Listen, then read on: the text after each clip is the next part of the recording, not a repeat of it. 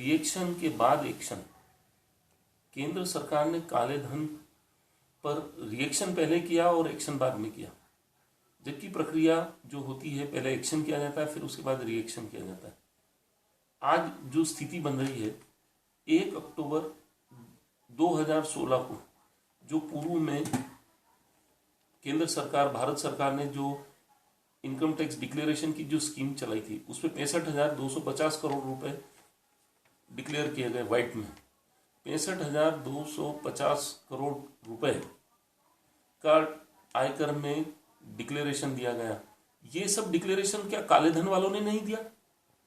जब काले धन पर 1 अक्टूबर 2016 को भारत सरकार के आयकर विभाग द्वारा प्रमाणित जानकारी दी गई कि देश के अंदर 65,250 करोड़ रुपए की काले धन को व्हाइट में परिवर्तित करने के लिए डिक्लेरेशन दिया गया, उस पर टैक्स दिया गया, उस पर टैक्स वसूली की गई सरकार द्वारा। जब सरकार को पता था कि इतना काला धन व्हाइट हो गया है टैक्स देकर, तो क्या टैक्स पर टैक्स वसूलने के लिए 39 दिन बाद 30 सितंबर 2016 को जो पॉलिसी बंद हुई इनकम टैक्स की डिक्लेरेशन की, काला धन डिक्लेरेशन की जो पॉलिसी बंद हुई, उसके बाद क्या ऐसी मजबूरी रही भारत सरकार, केंद्र सरकार को, भारत के प्रधानमंत्री को, कि उन्होंने 39 दिन के अंदर ही 8 नवंबर 2016 को पुनः नोट बदलकर 500 और 1000 के नोट को बदलकर जो प्रक्रिया संचालित की गई है उसमें फिर आयकर को समाहित कर दिया। आयकर विभाग 39 दिनों बाद फिर टैक्स वसूलेगा। पहले 39 दिन पहले टैक्स वसूल चुका है और फिर दोबारा टैक्स वसूलेगा, टैक्स पर भी टैक्स वसूलेगा। ये कैसे संभव है? 39 दिन के अंदर भारत के जो नागरिक हैं वो 2 बार टैक्स देंगे? संभव है? वो नोट जमा करेंगे, उस पर भी टैक्स देना है। जब उन्होंने पहले बता दिया, उन्होंने संपत्ति घोषित कर दी, काले धन वालों ने, जो काले धन जिनके पास था उन्होंने उसको व्हाइट कर दिया, और अब फिर वो जो पैसा व्हाइट में ब्लैक से व्हाइट कर दिया उन्होंने, फिर वो 65,250 करोड़ का जो धन व्हाइट हुआ है वो फिर इन नोटों के माध्यम से फिर टैक्स में वसूला जाएगा, क्योंकि वो तो ऑलरेडी काले धन को व्हाइट कर चुके हैं।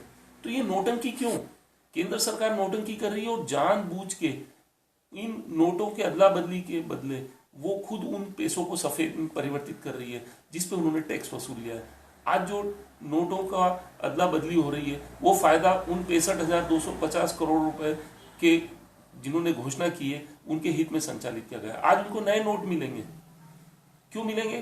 क्योंकि जब वो काला धन व्हाइट हो गया है तो फिर सरकार की मजबूरी है कि वो नोट, नए नोटों में उनको, उनकी डिमांड है, उन्होंने टैक्स दिया, जब टैक्स दिया है तो वो काला धन व्हाइट में हो गया।